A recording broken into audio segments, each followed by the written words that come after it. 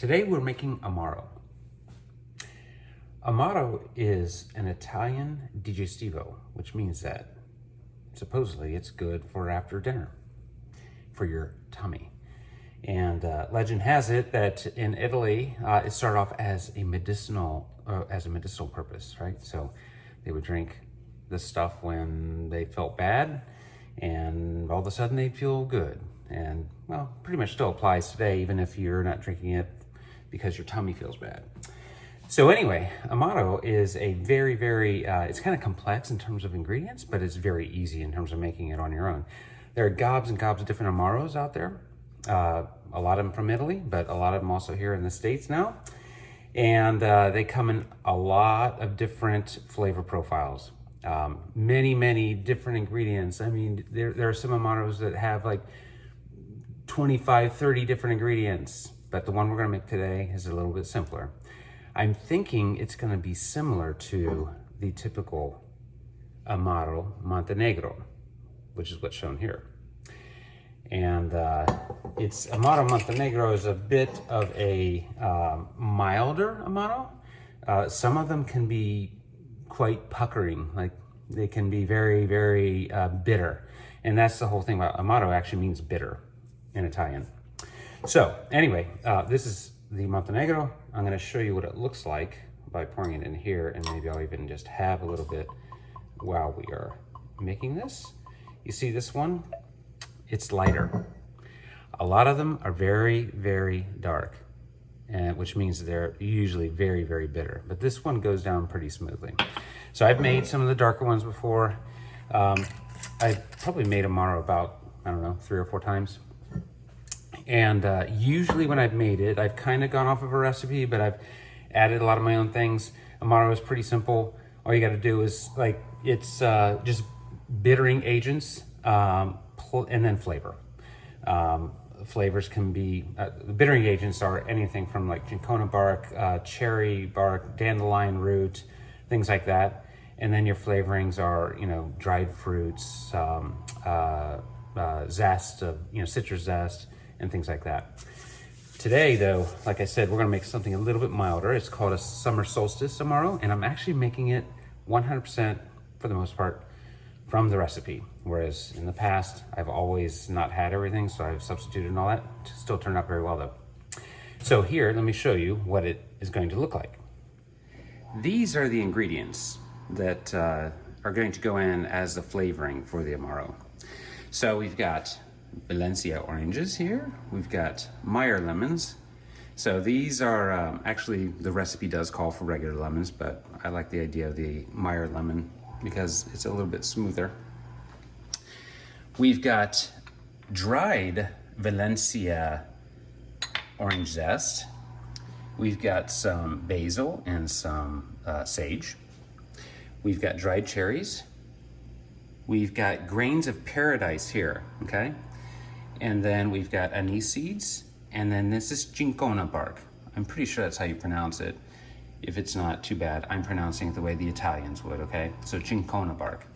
And this is, literally, it is bark, right? So, pretty cool. So the first thing we're gonna do is we are going to basically release more of the flavor from some of these dry ingredients, okay? So we got the cinchona bark. Okay, we're gonna put that in here. Actually, you know what? I'm gonna do a little bit differently. I'm gonna put it back in its a little bowl here. And I'm gonna put these others in first. Here's the anise seeds. The grains of paradise. I mean, what a name, right? Our dried zest. Okay, now before I put that bark in, if I had a mortar and pestle, I would use that, but unfortunately we don't, even though our household is half Mexican. You would think that you would have one, but we don't. So I'm just doing this real quick with the muddler, and just to kind of like break it up a little bit more. Oh yeah, this is very cathartic. Okay. The bark is already fairly fine, but we're gonna do it as well. Hopefully I don't spill it all over the place.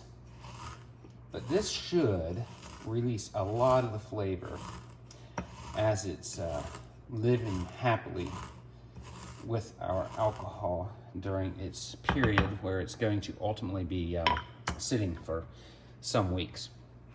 So there we go. There's that. So what we're going to do now is we're going to put it into this fancy jar. You see that? Without spilling too much. Okay. So there you go.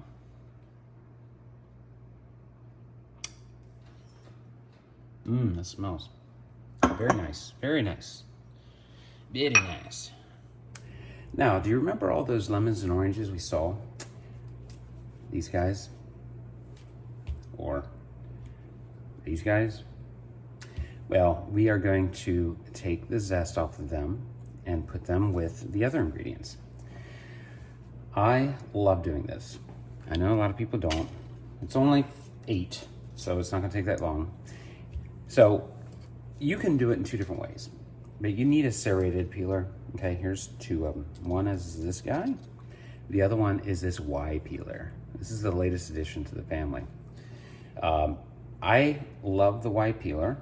I like it for larger items, so I'm gonna use it for the orange, okay? And here's what it looks like. Look at how thin that is. See, you don't want to get too much of the pith. You don't want it to be pithy, okay? I'm going to show you what the, so there's that guy. I've got a little bit of pith in there, so maybe I was a little bit too aggressive with it. Let me try it with the other one.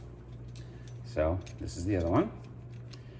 Oh, look at that. I say this one is a better tool for avoiding the pith and keeping the pithiness from happening. So we are going to choose this tool as our choice for taking our zest off the oranges. Look at this. This is amazing. I think I'm going to set a record here. Look at this. Wow. By the way, so for lemons, if you were to take a bunch of lemons and do this, and you were to steep it in some high-proof vodka for like 4 weeks, 5 weeks, and then add an equal amount of simple syrup, you end up with limoncello. So we used to make limoncello all the time with our friends, and my good friend Pete D'Amico from Youngstown. We used to have competitions as to who would have the best limoncello and who did the best peeling of the zest and all that. And he would win because, you know, it's kind of in his blood, but mine was pretty good too. So here we are with the lemon. See again, this beautiful, beautiful zest with no pith at all. Do you see any pith? No, no pith. This is amazing. So what we'll do is we're going to do this for all 8 of them, okay? And then we're going to put it into the glass jar that we have already set up. Now, my lovely wife and my very, very dear friend, Cheeto, love Montenegro. So I'm hoping that they will like this. Actually, Cheeto is not the name of my dear friend. That's his nickname. It's a long story, but you know, once upon a time, we were going on a trip to Napa, and the 4 of us, Cheeto and his wife, and Monica, my wife, we were having dinner, and we decided, you know what, let's have some nicknames. I know it sounds corny. So I gave myself a nickname, which I guess you're not supposed to do, but I did it anyway. And of course, it was Checkers, because the server that was serving us at the restaurant, he had a checkered shirt on, so all of a sudden I was Checkers. They didn't like the name, but I said, too bad. At least I got the ball rolling. Well, I don't know how Cheeto got his name, but we spell it C-H-E-E-T-O-H, as in the snack. Although lately, we've been spelling it C-H-I-T-O, just to shorten it, I guess, I don't know. But, you know, once upon a time, we were going on a trip to Napa, and the 4 of us, Cheeto and his wife, and Monica, my wife, we were having dinner, and we decided, you know what, let's have some nicknames. I know it sounds corny. So I gave myself a nickname, which I guess you're not supposed to do, but I did it anyway. And of course, it was Checkers, because the server that was serving us at the restaurant, he had a checkered shirt on, so all of a sudden I was Checkers. They didn't like the name, but at least I got the ball rolling. Well, I don't know how Cheeto got his name, but we spell it C-H-E-E-T-O-H, as in the snack. Although lately, we've been spelling it C-H-I-T-O, just to shorten it, I guess, I don't know. But Cheeto, his real name is actually Shalish, but he actually goes by a nickname of Taj, which is how people refer to him. And, well, you know what? What's better than one nickname than two? So now he's Cheeto. Well, Cheeto wasn't enough either. We had to give him a last name. So he is now Cheeto Brown. And my name, Checkers, my nickname, I'm now Checkers Crocante. And Checkers crocante means crunchy in Italian. So don't ask me why, that's just what it is. So as if having a last name as a nickname, so Cheeto Brown, so now he has a last name for his nickname. That's not his real last name. We gave him kind of like a nickname on top of the nickname.